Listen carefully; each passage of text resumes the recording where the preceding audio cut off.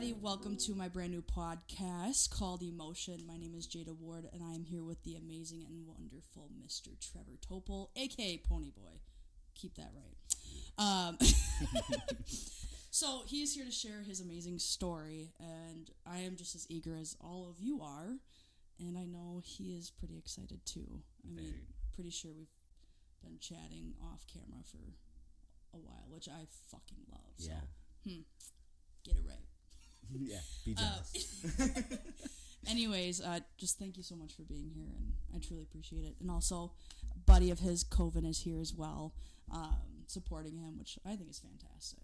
But before we get started, I do have 3 rules. Okay. And this goes for both of you. Oh, shit. And I'm reading a script because this is fucking new, so chill. Yeah. So, I got your back. thanks. Yeah, Trevor. Yeah. So, first rule is at any point that you want to stop or take a break, please let me know. I want you to feel comfortable, and obviously if you need a refill or something or potty break, please just peace out. All right, or just say hey. Yeah, You know. I won't pee on your floor. Thank you. I am still learning, though. Yeah, I kind of wish it was back in high school. Just kidding. I just got this thing. No. I'm still potty training. Aim. Yeah, Cheerios. Did you bring those? I hope so. Number two is as the words flow, let the feelings show. So, it's okay to feel exactly what you're feeling. If you're not feeling anything, you're not showing any emotion, don't feel bad. Don't say sorry. Like, I want you to be you and literally be in the moment. So if you are feeling a little emotional, let it go. If you're not, that's okay too. So, and the last one, remember, this is the time for you to talk about you. So please talk about you. I think I can do that. Very good. That is all we want. Yeah, thank you. So, for starters, could you tell us who you are, Mr. Trevor? So, I am Trevor Topel, 28 years old. I grew up in small town Lake Mills. Mm-hmm. I don't know if it's small anymore, but... Kind of, I guess. Yeah. I mean, you could say so. It's getting bigger, it is. Yeah. Like me. I have 3 siblings, which are amazing. Very thankful for them. I guess just a good old country boy that also likes to strip at drag shows. Oh, yes. If you haven't been to a show, you need to go. Yeah, they're just a lot of fun. And they're so fun, too, because, like, there's just so much love there, you know? Like, you just feel good when you go. Right. And that's why I love doing them. But, yeah, I like doing my cowboy shit, and I have, like, I swear I'm like a chameleon. I, like, fit in everywhere, you know? And... I don't know. I'm pretty simple going, I think. I guess my dream is to inspire others who have, felt lost and stuff like I did, growing up back then. Yeah, I make it sound like I'm like 80 years old. Back in my day. But I mean it's 28 years ago. I mean, granted, you still had 10 years of growing up and then another 10 years and then however you want to split it up. But so I guess I am 80 years old. Duh. In like dog years. That's true. I mean, it is or true. Or trans years. I'm 8. That is also true. But, back then, growing up in the small town, trans wasn't talked about and stuff. So, I felt very alone and scared and lost. And that's why I'm so open about my story. And, I don't get offended because I understand people are learning. And that's why I want to help. Yeah. And that's... because I know I've seen very short snippets of your story, and I just personally was very inspired by it, and you're very open about it, and that's like something that I'm also aspiring to be, and that's why I thought this would be the perfect kind of opening. So I really appreciate you being here. Oh, thank I hope you know that. Like, seriously, thank you. Like, well, and on top of that, I like how you also just talked about, which we'll probably talk about, is the part where people are learning, because I literally just had a conversation with my parents about your transition, and my dad, him and I, we started bickering at first, but then I was like, no, I need to understand because he is a different generation, because it's very different for generations. Oh, 100%. And I guess I could, not to get off already on a tangent, but as the words show, let the feelings or as the words flow, let the feelings show. Yes. How would you like go about a situation if somebody were to ask you, about your transition? So I guess the best way to do it, a lot of people are afraid to ask, so they don't. And it's understandable. So I think videos like this, where they can just kind of go in their private homes and stuff like that, so they don't feel rude. Yeah. Because that's a big thing. Nobody wants to be offensive. I mean, some people obviously do. Purposely, yeah. Whole other thing. Yeah. But the people that aren't and are just curious, private message me, or, like I said, like, they look up videos like this, shows, a lot of shows and stuff like that. That's where I meet a lot of people. But I always try to, like, they'll message me stuff. I'll always ask them, hey, let's go out to dinner or something like that. Yeah. It's better face to face. Right. You can, see the emotions, feel it, see what they're thinking, and, they can ask things more personable and not feel weird. I mean, I definitely get asked for a lot of dick pics, but... So you have had bottom surgery? Yes. Yeah. Yes. And actually, I knew that because I heard your announcement, which to this day, Amanda and I also, my fiance, talked about that, and we talked about that when you got here. So that was one of the greatest days of my life, and it like gives me chills every time I think about it. So with like obviously everybody that is also learning, how could you explain, your upbringing as far as like what you were feeling at the time? Like how did you know? Oh, that's a good question. Yeah. That's actually how I always start too with my speeches is, ever since I can remember, like, I've always felt like this. And it was such a hard feeling to explain because, my sisters didn't feel that. And back then it's like, like everybody's like, oh, well, you're just a tomboy, beating up the neighbor boy, and my sister's playing with her Barbies. It don't make no sense. Yes. And then when my mom would put me in dresses and I would just bawl my eyes off, and my sister loved it, and I was like, this, I don't get it, but when I had my jeans and my shirt off, it all made sense. Yeah. And it's doing the boy things I love to do. But as time went on, it just kept getting stronger and stronger. Yeah. But it wasn't something I could explain because trans wasn't talked about back then. Right. So when I got middle school, I definitely started to go through some stuff. I liked rock music. My dad was in a cover band. Oh, very nice. So him and I have like a harder relationship. We just don't know how to talk to each other. Yeah. And I was in soccer. I was doing stuff. I was a good kid. But I was definitely going through some stuff.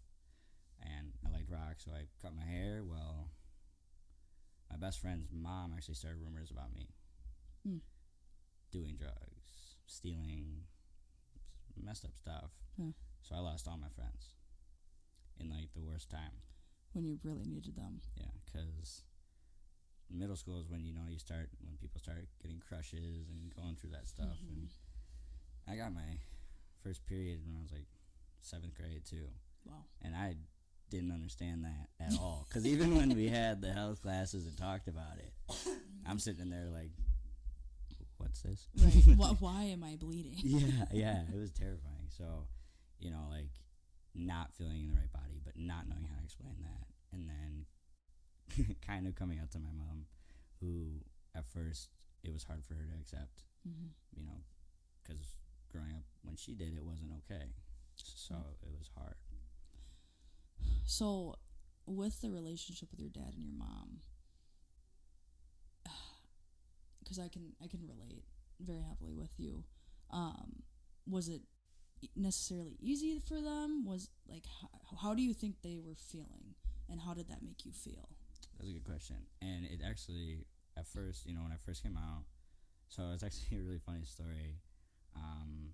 There was this show, Tequila Shot of Love or something like that. Yeah. Is that on MTV? Yeah. Okay, yeah. So obviously my mom was like, you watch that, that's why you think like that. I'm like, no, it just helped me understand myself, right. But I remember having a girl crush, and my sister Caitlin was a year younger, so I was 7th grade. She was 6th. Okay. And I remember writing this note, and I'm like, I have a crush on this girl. I might be bi, even though I knew like I only was attracted to women. Right. I was like, I feel like bi is like I'm not discouraging anybody that's bi, but like chill. Yeah. It was like me dipping my toe in the water to like kind of continue, I guess, like or see where it would go. So my sister read the note, and I was like, "Don't tell anybody." And she's like, "Okay." And I'll never forget this day. I was so mad at her. She walked across the hall into my mom's room and goes, "Mom, what does bisexual mean?" And I can hear her from my room, and I'm like, "Are you kidding me?" I was like, "Bitch." I just told you not to. But I'm also like door ear, like listening. Listen, and my mom's like, "Are you?" And she goes, "No, Trevor is." And I'm like, motherfucker. Like in my room. Oh my god. So I my mom, like whatever, and then she came to my room that night, and I was like pretending to sleep, and like I said, at first, I didn't get it from her point of view. I only saw it from mine. I was, 7th grade. I was angry at her because she didn't understand it. She of course said it was probably a phase, and it took me forever, because I was so angry for so long with so many things. And when I was actually older, and I guess how do I say this? Like, my mom was really bad at it for a while. My dad and I just always have that really bad connection. But my mom always tried. And then when I got my first girlfriend, she did better. Obviously at first it was like, don't, do it out in public. Right. And stuff like that. And then over time, she got better. Coming out as trans, though, it's a whole nother process too. You know, it's like your parents finally are like, okay, she's with a girl. All right, but now it's like they have to learn a whole new person. And they feel like they're losing someone. Well, at first, I was angry. I'm like, why can't you just accept this? Why can't you love me? I'm your kid. And I actually moved out. When I first started transitioning, my dad and I were not doing very good. My mom was trying to understand it, but I didn't see that she was. So we would fight a lot. And I ended up moving in with another trans man. And we actually got into it a couple times. He wasn't a very good guy towards the end. And when I moved back, well, I talked to his mother once, and I was just very angry. I was like, why doesn't my mom just love me? Right. And it was a nice talk with her, because she explained, like, you have to give her some time. Right. And that's kind of when I realized, like people that are transitioning, I didn't think about it. Everybody else is transitioning with us. It's not just us. Everybody around you is also transitioning. They're learning a new name, new pronouns. We're changing almost every week, it feels like, with our emotions, with our looks.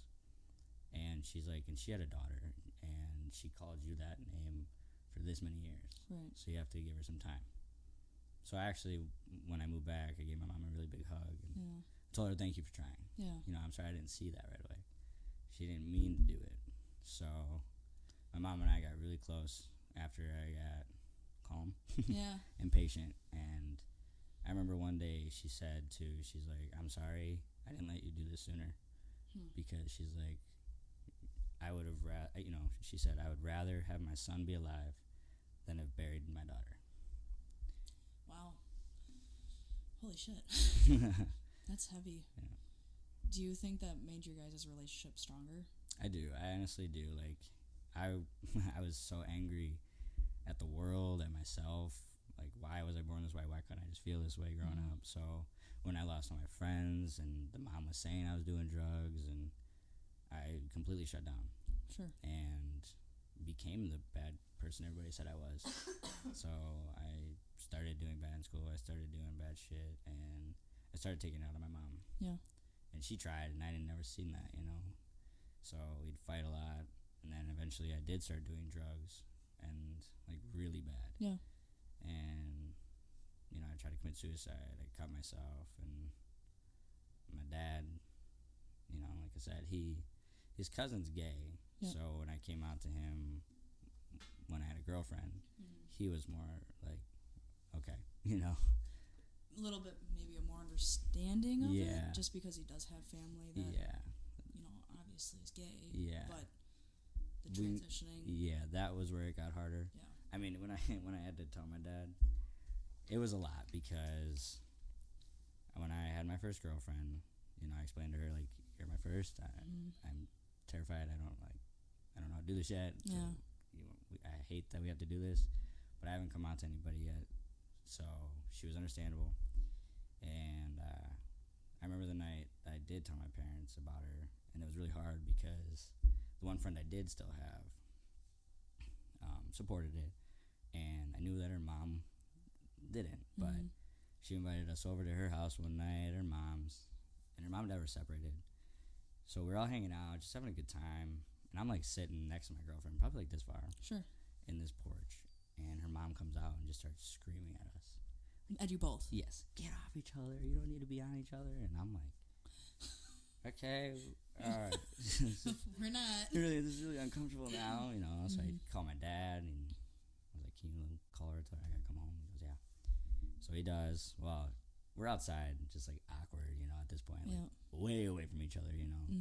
And she calls me in and like kind of goes off on me for like, I felt like forever about how it was wrong to be gay, how her daughter's not gonna be my friend anymore. Yeah. And, and I quote, she said, "Read the fucking Bible." I was like, I don't think you should. Right. But whatever, you know. That's another tab. Yeah, exactly. So, you know, when I came home that night, I was just shattered. You know, it was like my first like big moment of being hated for who I loved, and it was scary because I was like, well, you know, she was supposed to be like my second mom. So I'm like crying upstairs with my girlfriend because she asked me what happened, and then my mom came in and asked, and I was like, well, Mom, this is my girlfriend. Right. And my mom started crying, and it was not a very good night. So like a week or so later, I was like, my mom you know, she's like, I think you should tell your dad. Yeah. You guys should get closer. And I was like, well, he already knows. She's like, I think you should tell him. Oh my God. I was like, okay. Yeah. And I remember being in the kitchen, and he was in the living room watching TV with my sister Meg, and I was with my brother and my friend, and I was like, all right, I'm gonna go in there. I'm just gonna go tell him. I'm gonna go tell him. Right. And I like walked halfway, and I turned around. I'm like, nope. I only did that for like 20 minutes, and my friends were like, get in there. Back and forth. Yeah. And I'm like, I'm gonna do it. No, I'm not. Finally, I went in and sat down, and I'm like, yep. Dad. He's like, yep. I was like, for like a half an hour.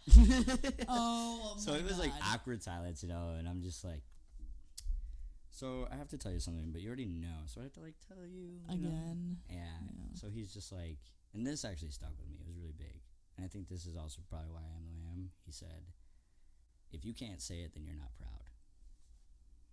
And I sat there for a second. I was like, I have a girlfriend, and I ran. You said it. Yeah, and I ran. And they're like, Jesus, I took you forever. I was like sweating, you know. I was like, I did it. How did you feel after you said it? Oh man, like I said, like it's like a wave crashes over you, Yeah. like, you know, or just like seeing like a sunrise. It's beautiful, you know, and it just feels amazing all of a sudden, especially when they still love you. You know, when my mom wasn't accepting, of course, it was so hard. But now I'm truly blessed with the family I have because, I mean, they all pick on me, and that's another reason I have thick skin. I don't get offended. My uncle calls me the bearded lady sometimes. Like, he's like, oh, if you ever need a job. Yeah, I know, it's funny. It's like, if you ever lose your job and need one. Bearded lady. Just go to the circus. I'm like, Captain Hook. Yeah, I was like, thanks, buddy. But he's more of my best friend, so he can say whatever he wants. He took care of my ass, so. Yeah, I know. I wrote that down. That's really funny. I'm gonna put that on my next job. I think you should. Like, job application. Yeah. Where did you used to work? As a bearded lady. Yeah. And then I got my penis, so they kicked me out. Oh God. So, because obviously, like, especially with the people that are watching, and I know they have so many questions as I do. for the people watching as well, how do I say this? So, with the coming out for the first official time, obviously that was scary and everything, and then you said the wave kind of flew over and everything was good. With your transition, how did that go over as well? Yeah, was it the same? Was it? That's where it was harder, and that's kind of what I was saying earlier. It's they get used to it, and that sounds bad to get used to it, but it's like they accept it. Right. All right, this is how it is. But then when you come out as trans, they feel like they're losing their kid. Sure. It's scary because and this is what I've learned also is they don't want you to have to go through that. They want you to have an easy life. Right. And being trans is beautiful as it is and happy as it is. There's a lot of hard stuff. Right. But it's worth every penny and every moment. But with my dad, it was really hard. It was really hard. We actually got into a lot of fights about it. My mom, she tried. My grandparents were like, all right, whatever. Yeah. But, my family is amazing now. I'm 8 years on hormones now. Right. My younger brother is also trans. And that's, wow. Yeah. That's awesome. Yeah. He's pretty cool sometimes. No, I'm just kidding. He's pretty cool. But, yeah, I don't remember what I was going to say now. No, you're fine. It was something along the lines of transition with my family. Because that's what we're talking about. No. Hey, that's what you take your meds. Yeah. Focus. So, because, and again, going back to the family part, you said that they're better now. During that time, how did it feel, that they weren't as accepting? Like, how did you get over that hurdle? Oh, it was hard, because I didn't understand how they felt. They didn't understand how I felt. So when I actually first started, like I said, my dad and I did not get along. So I ended up leaving the house. I lived with that guy for a while, came back, still wasn't good. It took my dad a long time to even talk to me. Yeah. And at first I thought it was just like, okay, he doesn't care anymore. But then I'm like, okay, maybe he was also trying to not say the wrong thing. Yeah. So, but then him and I still kind of had our differences. I ended up moving with his brother, who was my uncle. We just click better. And so his wife at the time, their son is diabetic, so she was good with needles. Wow. So she actually would help me with my shots, and they were super amazing. And like I said, he's like my best friend, so he helped me through that a lot. I was working, I was telling people, and it was such a cool feeling when people were just calling you Trevor, or like it was almost weird sometimes too. Like, oh yeah, that's me. I forgot. Like, yeah. Did it take a while to get used to? Yeah, it honestly does. Like, because you sit there and say it in a mirror, you like prepare yourself. Yeah. But then it also like, you know what I mean? Like, you gotta learn your new self. Right. And that's another thing too with transitioning that we also kind of forget or don't think about is we sit here and practice in our heads. We've known for a long time. Yeah. The people around us are like, this is a new thing. So that's why we have to be patient. Right. And, understanding that when people are like, oh, I'm sorry. Yeah. Like, it's okay. That makes sense because, like how you just said, you've been practicing this forever. Yeah. I mean, as far as you can remember. And then once, you're getting to that state where, again, you are you, and you're sometimes, obviously, it's very different for them. They haven't been practicing it. It's brand new to them. Yes. So that's a huge thing, actually, that I have never thought about, which I think is pretty interesting. It's kind of like, like you know how to drive an automatic. Yeah. And then somebody throws you in a stick shift. Go. And you're like, oh, okay. Where's reverse? It doesn't even go reverse. Yeah. What's that third pedal doing? Where do I put my hands? Exactly. I think I'm just going to push it. Oh, God. So that it took me a long time to realize that. But, I'm glad it did, and that's why I kind of hope I can help other people kind of, learn that first. Right. So they don't have to get mad at people. Because I was very angry. I'm like, just get it right. And I think that's, like, also, obviously, us, all three of us being in the LGBTQ community, like that was something that I struggled very hard with, that I wanted my parents, like, no, like, this is who I am, and they try so hard to take that away from you. Yeah. But it's because they don't understand right away. And you gotta let them learn too. Yeah. So it took me coming back, seeing the changes, seeing that I'm okay, and that I'm so happy that they're like, all right, like I said, my mom, or even your mom's post. Oh my God, it had me in tears, dude. Like, when we did his benefit show, you know, to raise money for him, and his mom made this awesome status where she said, it was so cool. She said, there is a smile on my child's face that wasn't always there. And there's something about that just fills your heart with love. And it made me so happy, because I was like, that's so true, you know, like, I'm, you know, back then I used to not look people in the eyes. I used to just have my head down. I was angry. I was a dick, you know, like, and now I'm out here just saying hi to everybody that walks past me, and they're just like, what is this guy on? Is he on drugs? You know, like, do you know him? Right? No, not a clue. No. Maybe. Maybe see him. Yeah. She definitely knew me. Right. But yeah, like, that's a huge thing I learned over time, and I'm really thankful I did too, because I don't want to be mad anymore. I spent too much time doing that. Right.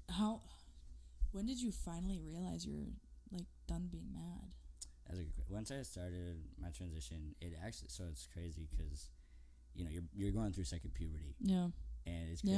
You know, you're hungry, you're horny, and you got mood swings. Yes. You have random spurts of energy, and then you're tired. Yeah. You know, and it's so funny. You're either eating a sandwich or jerking off. And or probably both at the same time. I was going to say maybe both. Yeah. Why not? And you're like, I'm so tired. But I want some chips. But I want some pizza. Yeah, exactly. But, like, once my family got better, and I started seeing myself again, and I started going to this club, Plan B. Oh my God, yes, throwback. I know. Sorry. I miss it. And then I went to Prism, and then it just wasn't the same. I know. It was sad. But that place actually helped me become me more. Also. Yeah. Because obviously, like, you know, when I started my transition back then, I was like, I'm not gonna tell anybody. I'm gonna live stealth. I don't want anybody to know. I just want to be Trevor for once in my life. But then talking to somebody, they're like, all right, but how are you going to help people if they don't know? Like, good point. My whole life I was bullied, so I was terrified. Yeah. I remember writing this long post, like, when I was first starting my transition, and then I posted it through my phone, went to bed because I was so scared to see. And the next day, it was like amazing, the support I had, and it was so cool. Right. I remember the day I told my grandma, because I tried to hide it from them, because I was so scared. I was like, my grandparents are my best friends. Yeah. And, I'm like, oh God, what's my grandma going to think? And it was so funny. I was working at a produce stand. Okay. And I didn't shave. You know, I was like, okay, I got some fuzz, you know? All of a sudden, I'm in the back of the truck getting some corn out, and then all of a sudden, you see this van pull up, and I'm like, okay, whatever. And then there's my grandma, and I'm like, oh shit, I got a beard. Oh my God. All I have is corn. I don't have a razor. Don't have anything to take it off really quick, huh? Nothing. So, she walks up to me, acts no different. And is, love you, gives me a tip, leaves. And I'm freaking out. She's like, what the hell? Like, she didn't say anything about my beard. She should have noticed it. Did she actually see it? Right? Because I noticed it. Right? Is it there? Is it really? Is the forward hairs not showing through? You know? Yeah, wait, maybe I should. Well, what the hell? Right. Why isn't it showing? Yeah. Excuse me. You know. Why didn't you say anything? That's rude. Yeah. You know? Yeah. So I messaged her, and I was like, I'm sorry. And she said, for what? And I said, for what I'm doing. She's like, as long as you're not hurting yourself and you're happy, she's like, I love you. So I have a question, not to interrupt you. Oh, no. Yeah. Why did you feel like you had to say sorry? Because I felt like I was hiding it from her. Okay. And she was somebody I told everything to. Okay. Because she is always there. She's like, helps me with everything. You know, when I was going through all that stuff with my family, she was always kind of saving me. I'm like her first grandchild. My older sister, my half sister. But she still loves her. Yeah. Just saying. Jason. Yeah, right. So I felt like I also felt like I had to apologize when I went on dates if I didn't tell them right away and all that kind of stuff. And then I wanted to stop doing that. I wanted to stop being sorry for who I was because I should never be sorry for who I am. Right. You know, I'm out here being my true self. And even when I do the speeches at schools, people are like, "Oh, you're sitting here just teaching kids to be trans." I'm like, "No, I'm teaching people to be themselves and not worry about what other people think." And that goes for anybody in life, LGBT or not. I want everybody to just do them and not worry about what other people say. And I think that's actually what gets really, because cancel culture, that's such a huge thing now. And then feeling like you're going to say the wrong thing or not going to say the right thing. But like you said, you're just here to tell people that you're just be you. Yeah. Like that's all we really want is just to be ourselves. Because again, sometimes it takes longer for us to even figure it out or just to feel comfortable. Yes. I think that's so hard. So, and especially like for the people that are watching, so let's say that they might be on that side of the fence where they're like, you're teaching our kids to be trans. How do you respond to that? I always just kind of laugh because I'm like, I wish somebody would taught me. Right. But I'm, you know, that's the thing. I always say I'm not. I'm explaining my story. I don't know how to teach anybody how to be trans. I don't know how to teach anything. You know, like, well, and that's the thing. You didn't know how to be trans. You fucking just went. Yeah, I'm gonna wing this the whole time. Much. Yeah, like nobody taught me, and that's why I'm not. You can't teach somebody. I want them to. Even when kids people in general message me, I think I'm trans. I always tell them, okay, well, keep thinking, you know, because not a moment in my life did I ever say I think I am. You knew. I knew. So when people are like, how do you know? How did, like, I think I am. I'm like, all right, well, that's another thing I did too. The day I got the phone call back from a therapist, because it was so hard to find one. You know, back then it was impossible. And I had no hope that I was ever going to. And finally I got one. I got a voicemail. I was at the farm. I'll never forget this. It was such a cool day. It was a summer day. And he said, call me back. You know? So I call him back. And he goes, oh, yeah, we can write a letter. I just got to see you a couple times. And I remember sitting behind this apple tree, like, thank you, I can't wait. And I just got bawled my eyes out because I was like, this is real. This is going to happen. This is starting, you know. And like I said, I didn't have anybody before me to kind of go off. Right. So I was just so excited, and I can't remember where I was going with that. Oh, you're well. Oh, yeah. No, there it is. Hey, it's working. Yeah. Click. That's such a real thing. Oh. But I sat there. I cried, obviously, because I was so happy. I was so happy.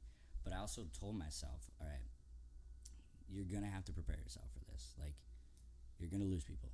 You're going to meet people. Right. It's going to be hard, but this is going to be worth it, and it's going to be okay.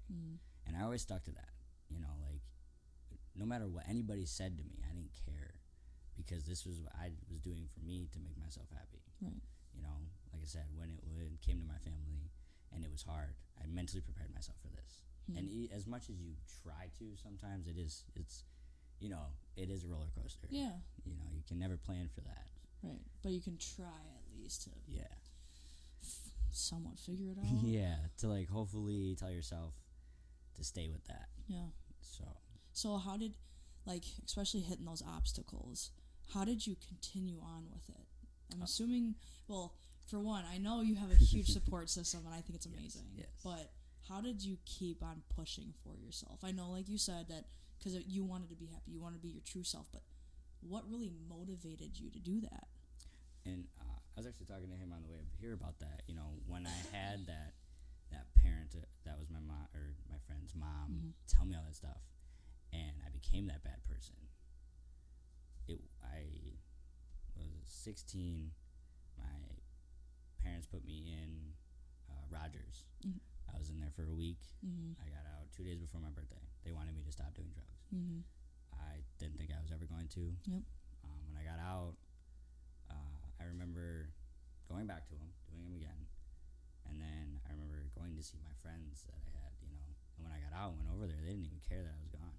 And it was the shittiest feeling. I felt so alone. Yeah. And I just remember, you know, we got high. We're just sitting there. I just looked around and hated what I saw. Yeah. And this was after you got out of Rogers. Yeah. It was a couple weeks after that. Okay. I was like, I don't want to be like this anymore. I don't want somebody to tell me who I'm supposed to be or tell me who I am even though I'm not. Mm-hmm. So, you know, I was very alone. I didn't have anybody other than barely my siblings again because they were so mad about what I put them through. Yep. So, you know, I always try to go back to that. I'm so thankful for the support I have now because I didn't always have that. Right. So it scares me when I have that much support, you know, because I'm like, this is amazing. This much love is just so cool because I look back at the kid that sat in the closet, felt hopeless, didn't want to live anymore. And like my mom always tells me, I've always gotten up and I kept pushing. And even when I was denied my bottom surgery for the second time. Yeah. Second time. I was crushed because it was probably 2 months before the surgery was supposed to happen. So I was terrified. And I mean, even when I got the date for my bottom surgery, I had that in the back of my mind that it was going to happen again. And I tried not to put that out there, but it was a fear.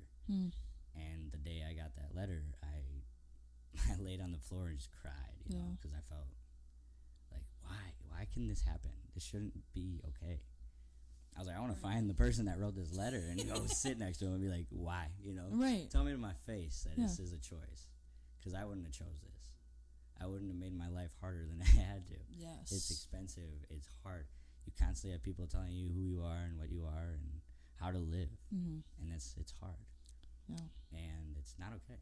And that's the thing. That is so important because why choose this life when it's going to put us through obstacles? Yes. You know? And I'm speaking as far as from a lesbian standpoint, but also trans standpoint. I mean, it's difficult. Yeah. And I mean, the outliers is, again, everybody telling you to be somebody else, but sometimes they need to also kind of take a step back and look at themselves, like, oh yeah, why does it matter, you know? Yes. So I always say, you know, if they're mad at me, it's because I have a bigger dick and a better dick. And they don't want me to sleep with their wife.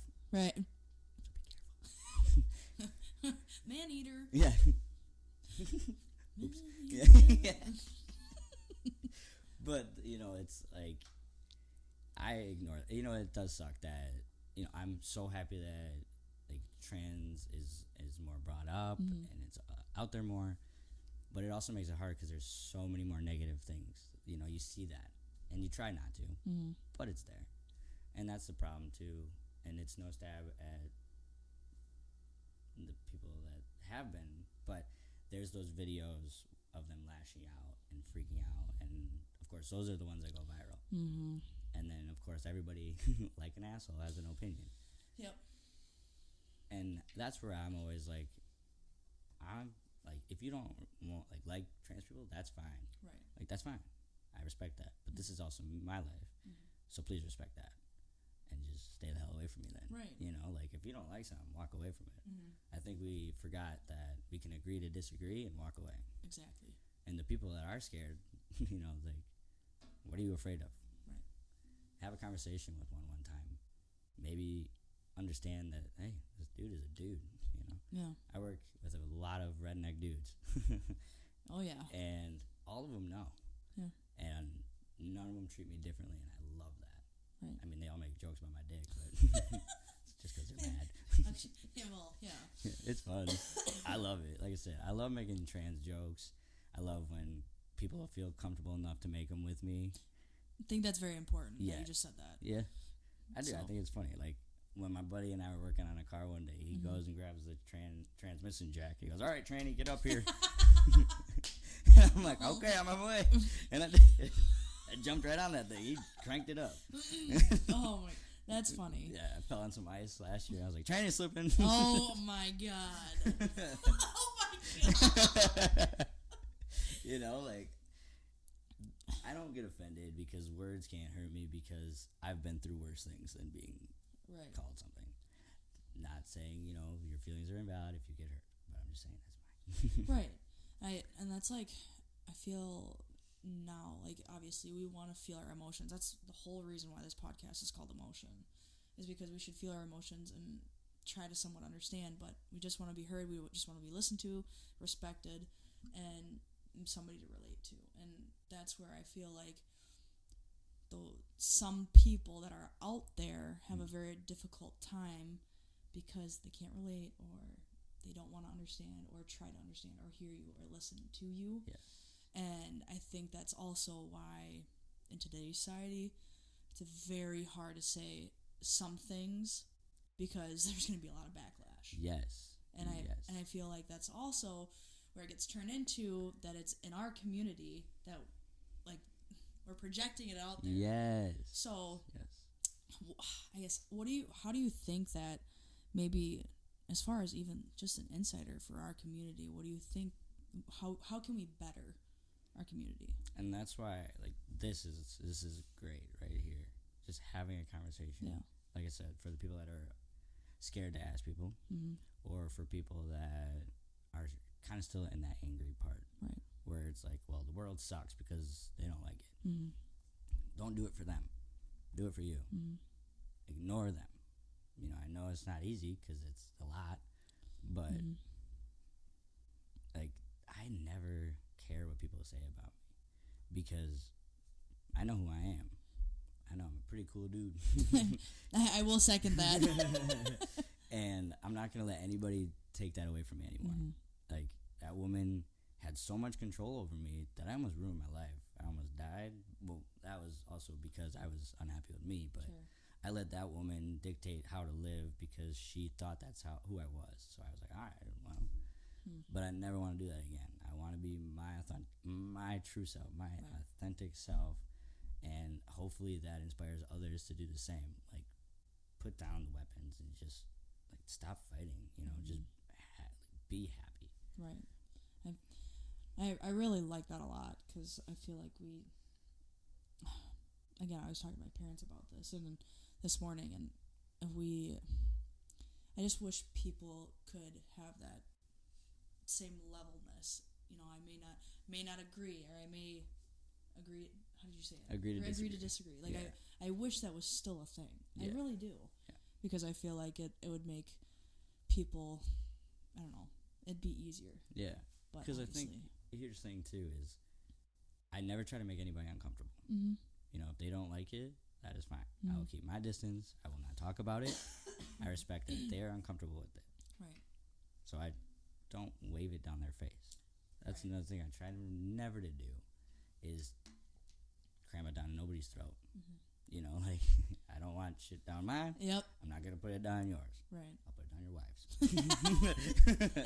Exactly. So it's just like, you know, it's okay. I mean, it's not, but it is. Right. And I always say too, you don't have to agree with something to respect it. I don't understand non-binary. That's me. I don't understand it. Right. But I'm not going to go out to disrespect it. Right. You know what I mean? I think that is very important that you're saying that, like, verbally out loud, because I also think that people that may not be in the community think that we're all locking arms and hands and we understand each other fully, but we really don't. I mean, because we're still humans. We still have our own opinion, and we are our own selves. So I really appreciate you saying that. I do. Thanks. And like you, I'm afraid to say things because I don't want the cancer, or I don't want cancer either. But neither do I. I'm sorry. But I'm not ever trying to hurt anybody's feelings. Right. We came like from a different time too. Yeah. And you know, it's still new to us. People are learning. And if you're learning something and somebody is screaming at you, you're not going to want to listen. Right. Being patient with people that are trying is how you learn. You know, nobody just throws you on a 2-wheel bike and expects you to learn or know. Yeah. And gets mad at you if you keep falling. Right. You know, they encourage you to get back up. Yes. You know, they hold on to your seat for a little bit and they keep helping you. You know, it's kind of a way to look at it, I guess. Yeah. And you know, and like you said with our community, the one thing that has changed a lot that I wish would kind of come back is, feel like we're almost segregating ourselves in our community. Mm-hmm. Like, I want to be back to just this is me, this is who I am. We're cool. Right. Like, And I think that's like where there's a big misconception is that, again, we are all together in a community, but we're really not. Yes. And that even goes for people outside of the community, where people are actually still trying to understand, but they're trying. I mean, they may not agree, but they're trying. Yes. And I feel like that's what, like, the inside, it's just, life is just, it is what it is. Yes. Yeah, don't waste your day being mad about somebody that doesn't. Right. Don't do that anymore. I'm still guilty of it. There are days where it's hard, but I try really hard not to. And how do you think how do you do that? A lot of it is my friends. A lot of it, I come back. There are days, where I have troubles getting my hormones right. Right. So it fluctuates, and it really messes with my emotions. And all I have to do is text these guys, and they show up. My mom, she'll call me. She'll tell me she loves me. Yeah. My boss pulled me into the office, and he was like, "Hey, are you okay?" That's cool. Like, I reach out, and it's a hard thing. And it's a crazy thing because they always say, like, when you're a man, it's hard to cry, and you always think that's so, like, no, you're just told that. Right. Like, it is a real thing. Yeah. When I started hormones, when I get mad, I'd almost want to cry, but I couldn't. Yeah. Like, physically tried, and it would. It just wouldn't happen. Yeah. So that's why, and then I would just get even more angry because I just wanted to cry. So it's just like a reoccurring cycle. Yeah. And it's so crazy. There's so many things that have changed, obviously, since. Right. But like, my coworker and I were talking about this. She's a female, and I said, the respect I get from men now obviously is different. Respect I get from everybody is different. They see me as a man now. I mean, not a very big one, but so I obviously get picked on. But yeah, there was a time my boss was a female, and this construction worker came up and talked to me about something, and I looked at her. I'm like, she's the boss, right? Yeah. So I asked her the same question he asked me, and he still didn't even acknowledge her. I didn't even say what she said. I'm like, listen to her. Right. Like, I don't know. Right. I'm like, I just scrub toilets, bro. Right. Like, I don't even do that right. I don't think. I don't think any of us do. Yeah, right? Like, who knows how to do that? Right. Yeah, exactly. So, it's like a lot of things that, you don't notice until until it's happening. Yeah. That's wild. Yeah, it's crazy to see the outside, Yeah. The funniest story I have, one of the questions people ask is, when did you know when to switch bathrooms? That's a good question. Holy shit. Yeah. That's a really good question. Right, because it's not like all of a sudden we walk into the girls and they're like, here's a hall pass. Right. And now you can change. Yeah, like, you made it. Go to the other one now, buddy. Like, good job, gold star. Yep. Yeah, oh, God. So, like, oh my God, I will never forget. I just, still fresh in my hormones. So I didn't think I was, passing. Sure. So I was in Walmart. Yeah. And I was washing my hands, and this older lady came out. She's like, oh my God, there's a man in here. And just starts hitting me with her purse. No. She's like, get out. And I'm like laughing. And you're like, oh, well, yeah. okay. Like, I'm not mad at you at all. This is great. This is probably my ticket. We're right. This makes sense now. This is the moment. I understand, like. Coven, have you had that yet? Yeah. It's a really awkward moment when you have to, like. When you get hit with a purse like that. That's when you know. Well, okay, this sounds so terrible, but I've had that happen. But well, it looks like you're coming in with us now. Yeah. Unisex, I guess. Right. Oh, so I know you just talked about your hormones and stuff. Mm-hmm. Testosterone. You're on. I'm yes. assuming. Yeah. So shouldn't assume. Sorry. You're on hormones. Yes. Okay. Yes. do you like? How do you do that? all that way too. Yeah, all that. Yeah. So I inject myself Okay. once a week, every week for the rest of my life. Holy shit. Yes. And wow, Yeah. once a week. Yes. Once a week. Yeah. I do it on Wednesdays. Yeah. Yeah. I've had to change it like 9 times. Well, Yeah. so what happens if you miss a week? If you miss a week, you'll be okay. Yeah. It's more like when it's like 2.5, 3, then you start to notice a change. Yeah. And your voice will stay the same, your hair growth will stay the same, but mentally and it's just the worst. You feel so low. Yeah. Like you can't get off the floor. There's no point in getting out of bed. And even at one point, before I had my hysterectomy, 4 years ago, something like that, I got my period again. I was on hormones for 3 years. Oh, wow. Had problems with my insurance. Couldn't afford it. Had that happen. And it was awful. I had a beard and everything. And my friends invited me out somewhere. And I was like, I don't want to leave my room. Because I all of a sudden saw my old self again. Yeah. And it's so hard to sometimes look past that.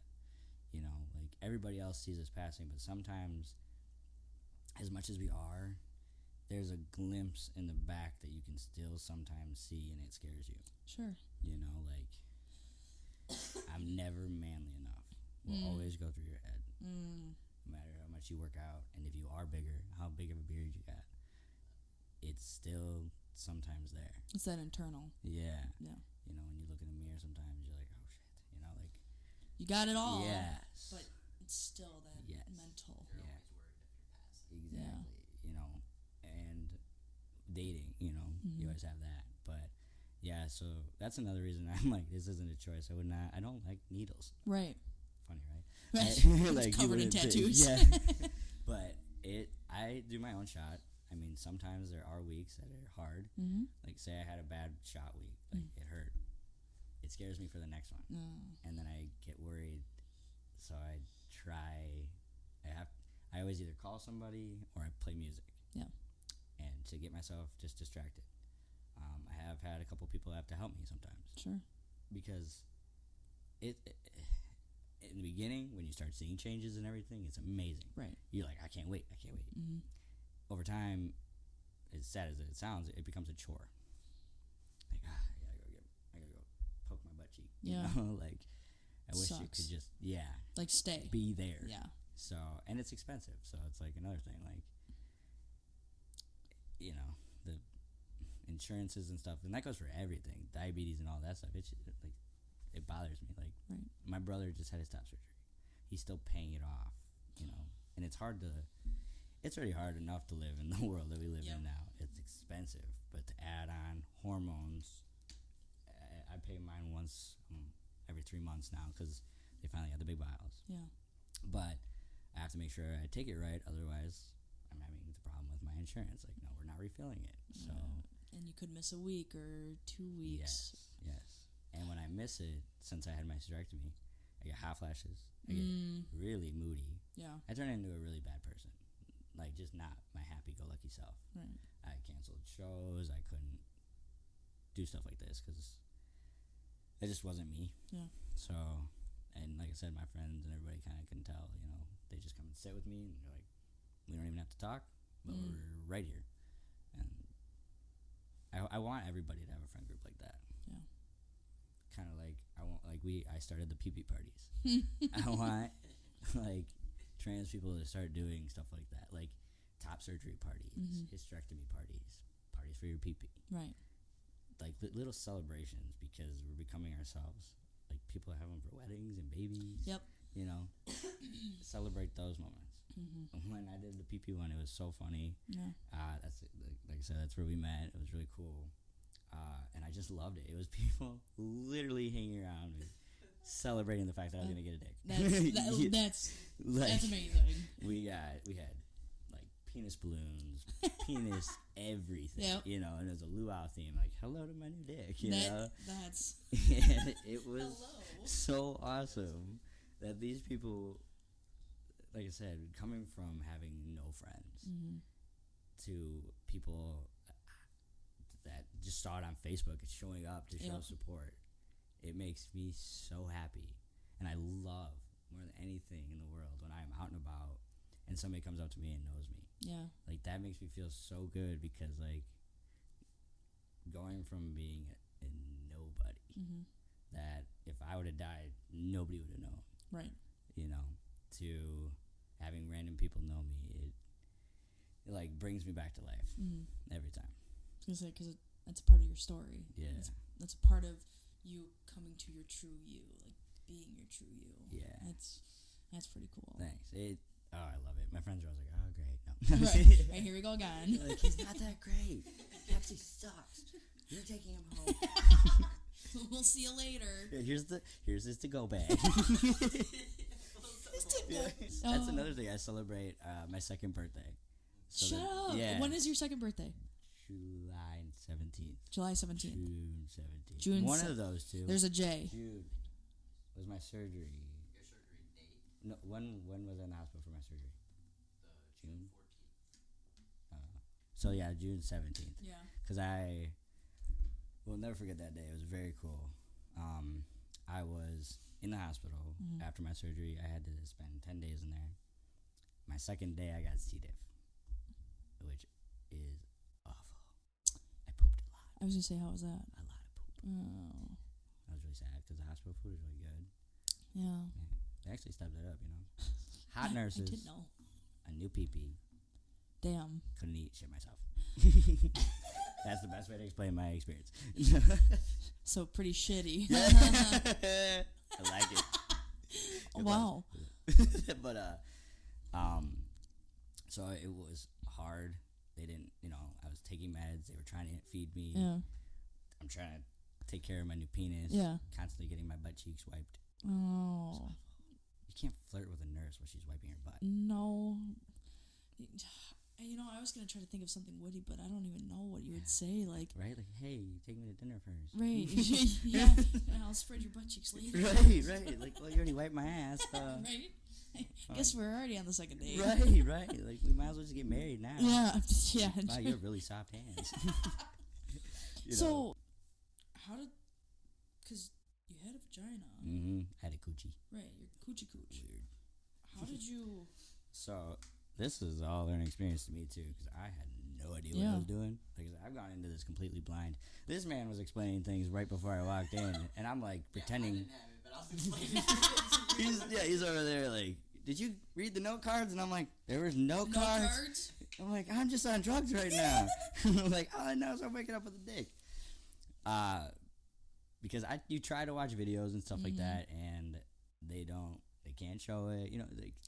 They show, trans women, their bodies. Trans men, it's like, can't show your pee-pee. So, they skin graft it from my thigh. I had to do laser hair appointments first to get the hair off there. I actually have to go back and do a couple more. So they Shut up. Yeah. Do it afterwards because there's the life cycle of the Hair. Still the hair. Yeah. And apparently my surgeon said nobody wants a hairy pee-pee. So. Well, all right. At least she told you. Yeah, she's looking out for me. Me She wants too. me to have a beautiful dick. See? Yeah, she's a great woman. She She is. Yeah. Yeah. She's like, that's my masterpiece. Don't fuck it up. That's crazy. Mm-hmm. So, what they did was they skin grafted from this. They make a burrito, and the reason they use your thigh or your arm, so there's 2 nerves in your thigh and there's 3 in your arm. Okay. So they basically, like I said, they make a burrito basically, and then they extend the urethra. I actually learned this after my surgery. Okay. Because like I said, I had no idea I was getting balls. I had no idea. Right. I don't know why. And before you actually go in. Whatever. That's not how I learned to swim, okay? I just was drowning first. I was like, I'll figure this out. Mom threw you in. Yeah. Yeah, he's just floating. Yeah. And then he comes over here, like, put some floaties on you. But, I can't remember. You said something with the... So, basically, I have balls. Yeah, that was... So, they extend that. They also used, like, the clit in there still, so that, that was another stimulation. Another sensation. Okay. Yeah, and, I mean, that was a huge thing I was worried about, was obviously, like, I'm a gold star, so I never wanted to sleep with a dude. Right. Never have, never wanted to. But obviously, when I use the strap, I got that friction. Yep. And sensation. So I was worried that that was a risk. I'm gonna lose that. I knew I always wanted a penis, but that was one of the huge reasons I wanted. I want to be able to feel it, have sex with a woman, and not have to change in the other room, and feel it, and be standing up, and all the things. And so it was a little bit of a fear, but everything, like, it was worth it. And thankfully, it worked. I mean, it's definitely still coming too, but I have to get another debulking, but we'll come back to that. But so they did that, and then they take some skin from this thigh and put it over that, so that it, Interesting. Yeah. So basically, after my surgery, I had a cast on this leg and a huge scar on this, or like a scab, like a big ass scab. Like a rose burn. Yeah. Yep. And a pee-pee. Wow. It was great, except pooping myself. Yeah. Well, yeah. Besides that. Yeah. But for my birth, so I was in the hospital. Only one person could visit a day. Thankfully, he worked there, so he could come in. Still check in. Yeah. And it was very cool. So it was such a struggle because, I should have been walking by like day 4 or 5. They were trying to do physical therapy, but with me losing weight as fast as I was and not eating, it was really hard to stand up or do anything. So I was getting frustrated because I'm like my process is, I why did I have to get sick? Why, But I think it was like day 8, and they were starting to worry. They're like, we might have to put you in a nursing home because like apparently you can only spend like 10 days, and they're like, we can't just send you home like this, So they almost sent me to a nursing home. Seriously. You have to have that support, otherwise. Yeah. Oh my god. Yeah. Well, because you're basically, it's like rent if you're not rent, but you know what I mean? Like, yes. a hotel, you book it for 10 days, and guess what? Don't pay for the next day, you gotta get out. Yes, Okay. basically. So they're like, well, what are we going to do? We got a couple more days, but we got to figure this out. Right. Like, he's constantly trying. Well, I remember just all of a sudden chicken broth. I just remember trying chicken broth, and all of a sudden it like started to help. And then the 17th, I woke up and my sister texted me, and she's like, "It's the 17th. Happy birthday!" Aww. And then that day, I actually took my first steps. Shut up. Yeah. So I just remember ordering myself a slice of cheesecake because I was finally starting to be able to slowly start to eat stuff, And I went on Facebook Live, and I was just bawling. I was sitting up in a chair that I got to walk to, and it was the most amazing thing. And I just was so happy because I was like, it's my birthday. I took my first steps. Like, I'm feeling better, I ate my cheesecake. I sent my first dick pic. Yeah. It was so funny too, and it was just great. Like, because back then this was weird. People were like, "You don't talk about this. This is taboo." People are like, "That's so fucked up. You're changing," But now people are supportive, and this dude got a dick. That's awesome. Hell yeah. Like, right? Yeah. Why not cheer you on? Exactly. Right. So it's just like so cool that things are getting better, and I hope they keep doing that. Yeah. Because you got declined twice, and you had to go for a third time, right? So, yeah, the first time I applied, I actually was going through a breakup and then was denied. And it was awful. Yeah. And I felt like I had no hope. And then 3 years later, I tried again because I had to rebuild myself again. I had to make sure I was in the right state of mind, get back to where I had to be. Not that I didn't know I wanted it, but I had to figure it out again. So I replied. I got approved. I got the date. I got that letter in the mail. Well, I got my date. I was excited. I got that letter. So I bawled. Like I said, I cried so hard, and I just felt like giving up. And then I talked to my mom that night, and she's like, "That's not what you do. You get up and you keep fighting. That's what you do. That's who you are. Yeah. You never stop." And I was like, "You're right." And I made a post, on Facebook to explain to people that it's not fair, and this happens to us. and it sucks. Right. And I want people to know the truth, that as happy as I am and as good as I make it, there are struggles. And the amount of people that commented and called and texted, the people that I never thought would, all reach out to me, and I'm like, this is awesome. You know, I called every single day. I didn't get off the phone with them.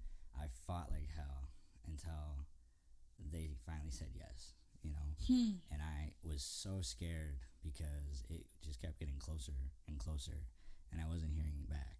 And I was so angry, and I was fighting like hell. I didn't want to stay at the job I was at, but I needed that health insurance. I didn't want to have to restart. So I was driving myself insane, you know. There was one day I remember just breaking down to my mom. You know, I've been performing for like 4 or 5 years, and she's never came to a show because I told her not to, you know. And I just remember breaking down, and I'm like, I don't want to be this way. There are some days I wish I could have just been born a man and life could have been easier. Right. You know, I wouldn't have these problems. And it was so hard. And that day I was like, can you come to one of my drag shows one of these times? And she said yes. So it was crazy how this week happened. It was so crazy because I'll never forget it. I was asked to be in a show at Pyramid in Lake Mills with my favorite Chaos. Oh, and love Chaos. Yes. So the next day I asked one of my friends, hey, can you make me a mix of my mom and I's favorite songs? And she's like, yeah, of course. It's like, sweet. The next day she sent it to me. So I was like, that Thursday she sent it to me. I'm listening to it. I'm like driving. I'm like crying because I'm like, I can just see how this is going to go. You know, I can't wait to do this. It's my mom's first show. That Friday, I am at my last job for the day, just putting stuff away, and all of a sudden I'm getting this phone call. I go outside, and the lady's like, are you sitting down? So my heart drops into my stomach. Like, I'm about to get the worst news, you know, so I'm terrified. So I'm like, well, I am now. You know, I can. So I did. I sat down, and the lady's like, you've been approved. And I just cried. You know, I was so happy because, like, all of those days I cried and was angry and fighting and fighting and fighting. It all was worth it, you know, like, and I was like, are you serious? Like, are you sure? You know? Am I dreaming? Right.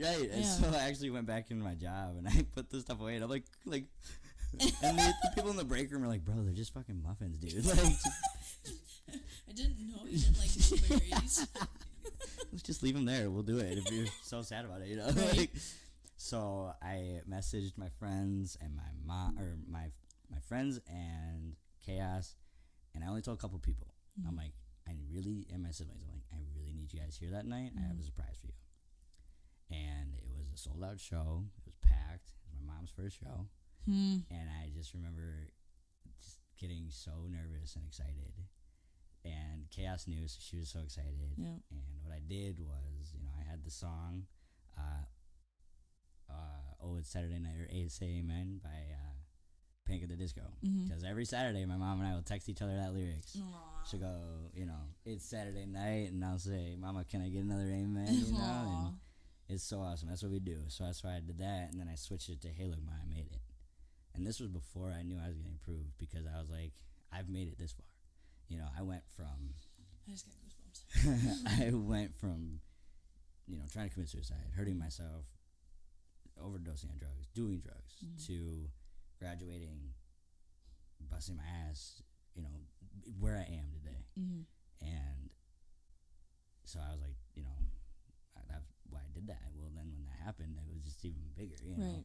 So I'm performing to the, you know, the first set, and I'm like, we're like singing to each other, and then it was exactly how I imagined it was gonna go, you know. And Shut up. And my mom's sitting there, you know, amen, you know, and I'm like, this is exactly how I pictured it. So it was just the perfect night. And when Hey Look Ma, I Made It came on, I remember pulling her up and just trying not to cry already, you know. And we're dancing, and then I turn and look at her, and I hand her this note that said, I've finally been approved.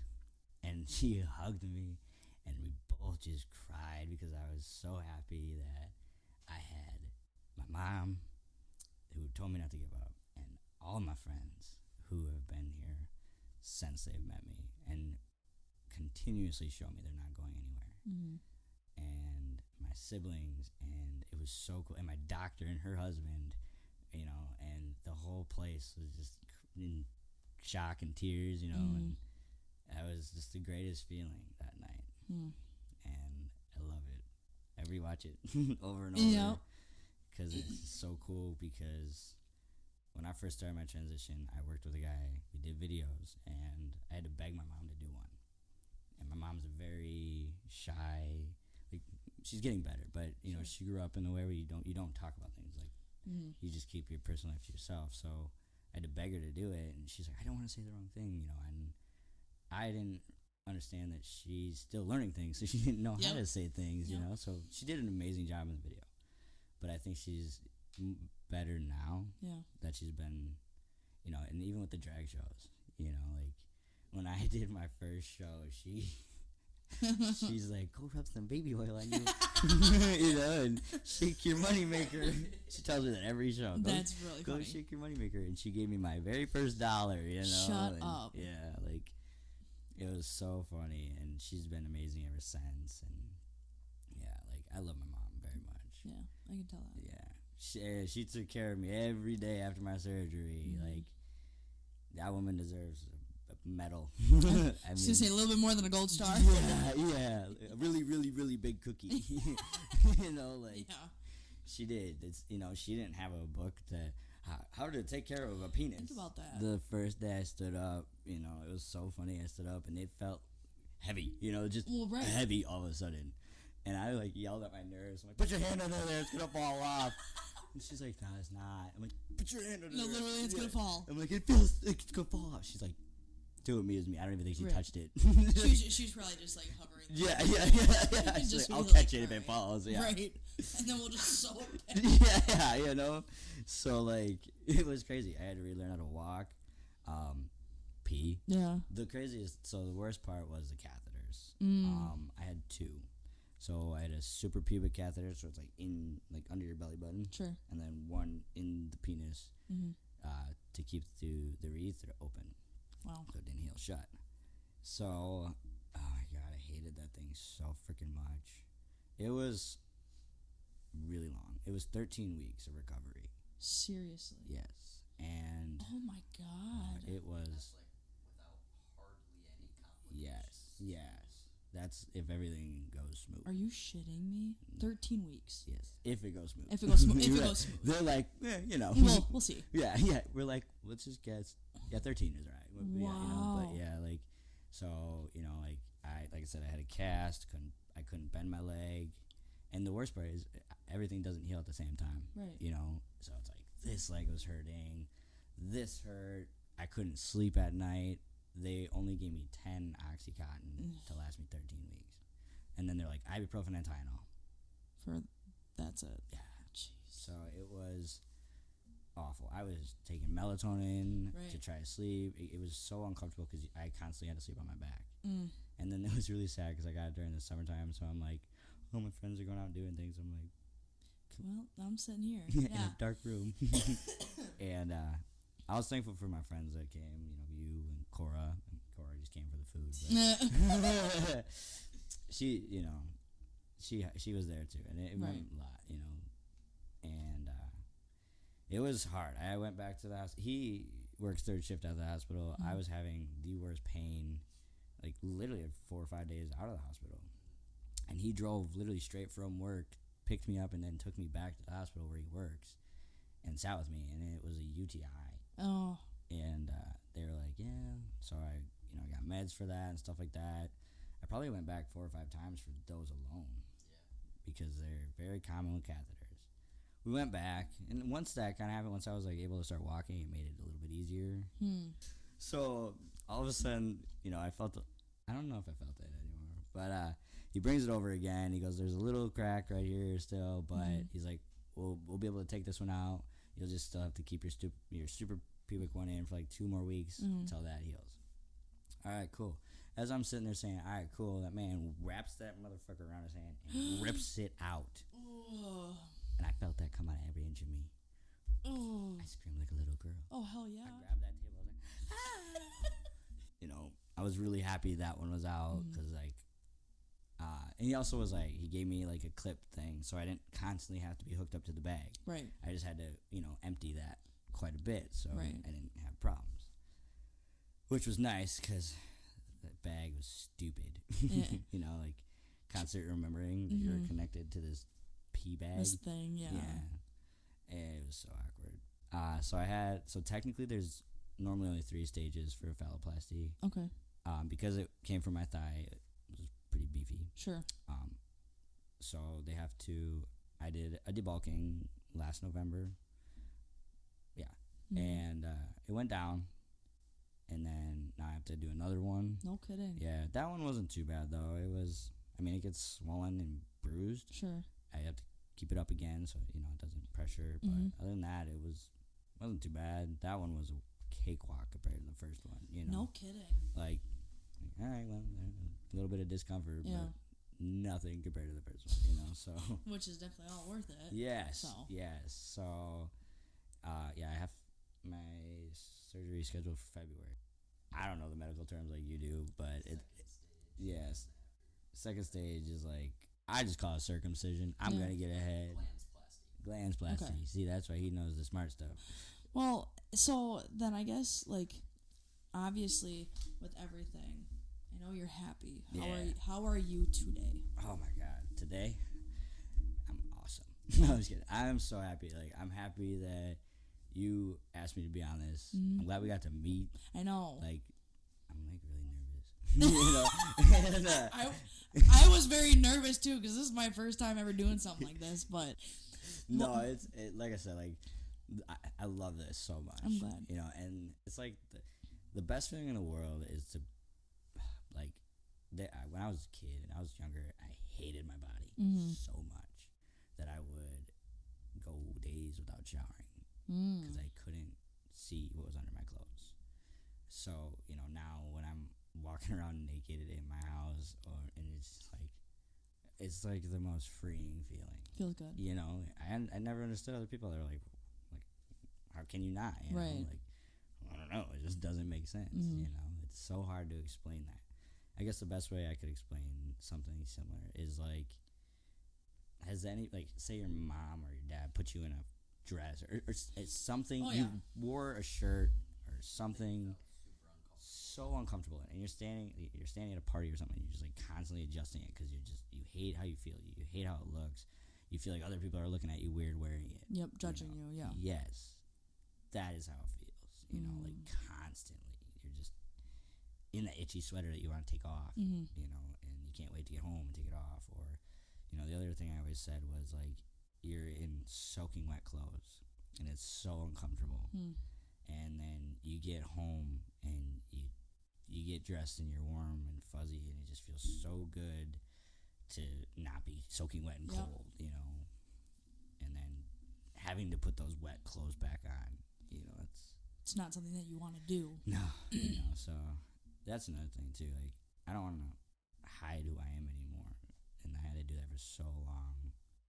And yeah, nah. Right, not anymore. Nah.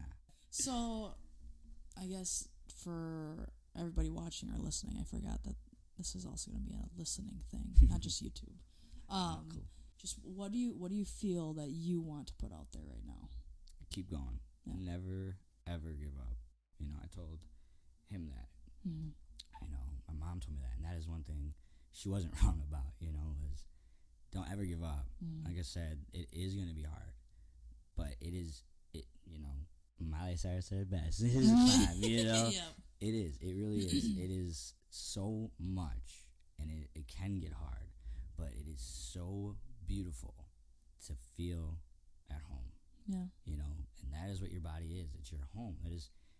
You decorate it. You do what you want with it to make it feel home. And you have to be that at that home the rest of your life. So live that the best you can. You know, be happy. You know, if you are sad, reach out. But never give up. Don't ever let anybody tell you who to be.